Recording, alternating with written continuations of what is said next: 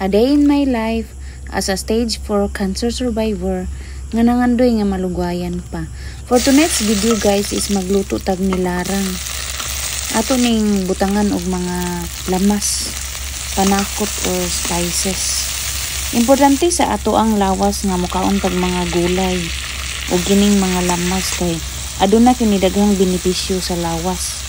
Aduna ni daghang mga bitamina nga sarang makatabang sa ato ang immune system, sa atong mata, sa atong bukog. Aduna po ni fiber, makapakunhod sa mga sakit-sakit, makakontrol sa timbang.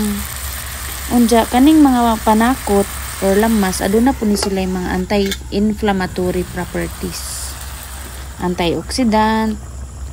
Mo na nga importante jud nga mukaon ta gulay. So sa kaning video guys, nilarang ning aho ang giluto ani.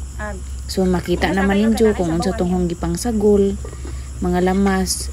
Ug mao ni ang nilarang nga with a twist kay ahong gi apil og gisa ang kamunggay.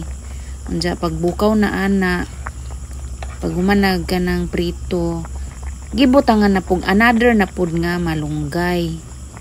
Ana butangan po nato og kanang daon sa sibuyas.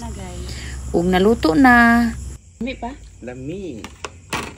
Unsay taste? Sour. Aho ang gilutuan og sabaw ang mga main characters guys kay tugnaw aron mawa ang katugnaw nila. Lami? Wow, lami. Nag-blend ang iyang aslob ug ang hang sa lamas. Di ba kaduhang gagamay ra man sila gibutang. Ang resulta pilping lami ah.